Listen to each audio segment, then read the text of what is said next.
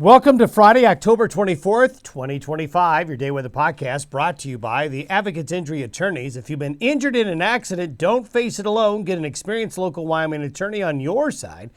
Free consultations at WyomingAdvocates.com or call 307-800-1952. You deserve an advocate.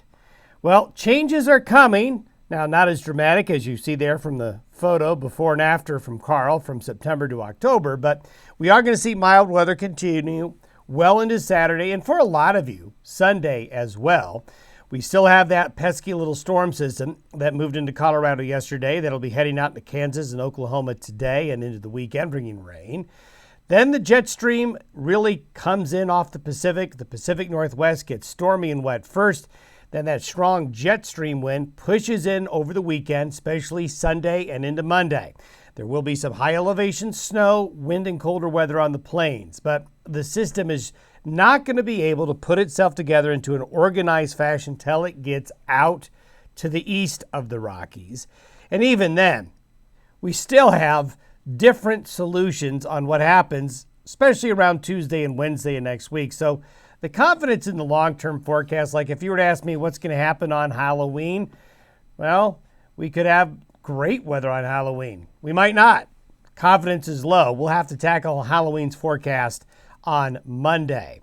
High and mid-level clouds ahead of that California low. You can see a little bit of iridescence right there from some of those high cirrus clouds as they came in yesterday all across the west with that Colorado low and coming in layers. And that moisture coming in layers, making for just a gorgeous shot by Dave Bell there in Pinedale over the Wind River Mountains. All those colors, all those different layer of clouds. Boy, there's probably about 4 or 5 different cloud types in just that one photo right there. Same for this one, that Pacific moisture coming through Owens Valley, California. Now, earlier this week, I think I showed you these yesterday, we had those lenticulars over the Tetons. Great video here showing over time how those clouds, those lenticular clouds, will form right on those peaks or near those peaks, showing you that wind flow and the wind direction just right to form those lenticular over the Grand Tetons. Satellite photos this morning. There's the Colorado low, situated about here. It's picking up moisture, so there's going to be an active pattern of showers and thunderstorms down here, especially Kansas, Oklahoma, and Texas over the course of the next couple of days. We still have fair weather over a large swath of the west as we get the day started here. But here's your Pacific Northwest storm system entering into Vancouver, Seattle, and Portland, then eventually into Northern California. Then if we look out further in the Pacific, you can see the cold air over the water there. You can see the jet stream wind clouds. That's what you're seeing right here, especially right here. These are jet stream induced high level cloudiness along these strong jet stream winds that are going to be pushing in through the course of the next 72 hours.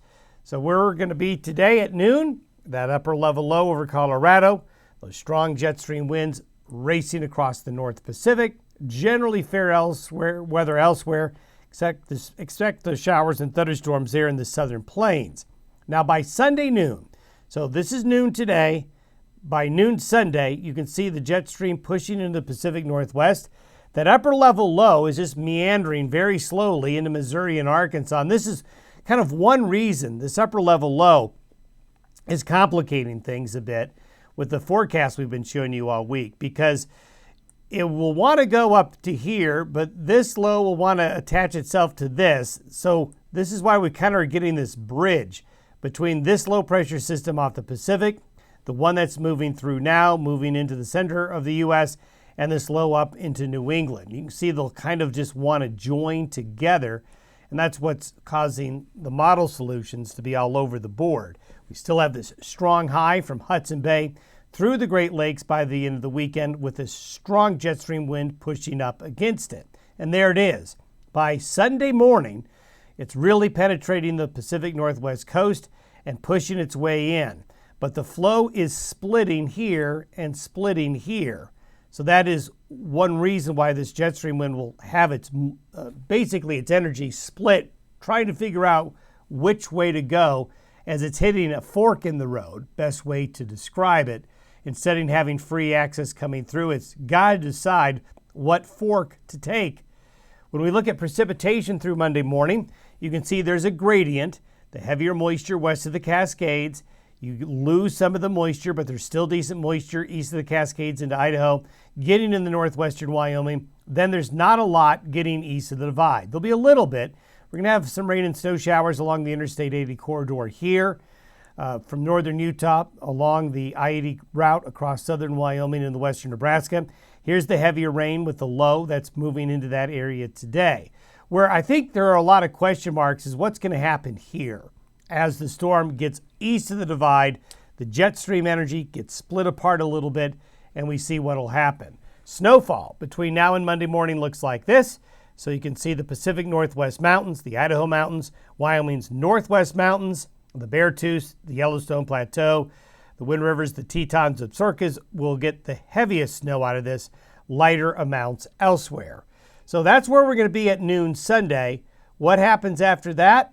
Well, we'll just do what we've been to all week. This is by midnight Tuesday. So 6 Zulu Wednesday is midnight Mountain Time Tuesday. So midnight Mountain Time, the European model is taking all of that jet stream energy and consolidating it into Ontario right here.